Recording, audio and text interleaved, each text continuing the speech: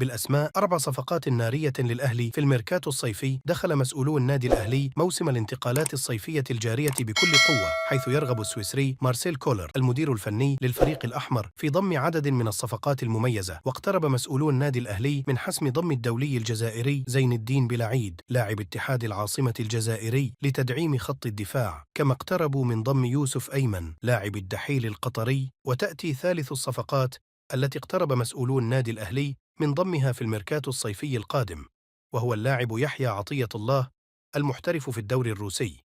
فيما تأتي رابع الصفقات التي يتفاوض معها مسؤولو الأهلي في الميركاتو الصيفي القادم، وهو اللاعب البوركينابي محمد كوناتي، وذلك لتدعيم مركز قلب الهجوم، خاصة بعد الاستقرار على رحيل الفرنسي أنتوني موديست. واستقر مسؤولو الأهلي على رحيل التونسي محمد الضاوي كريستو لاعب الفريق الأول في الميركاتو الصيفي القادم، وذلك بسبب عدم القناعة بمستواه الفني. ويواصل الفريق الأول لكرة القدم بالنادي الأهلي أداء تدريباته استعدادا لمواجهة نظيره فاركو المقرر لها يوم 14 يونيو الجاري ضمن مباريات بطولة الدوري المصري الممتاز.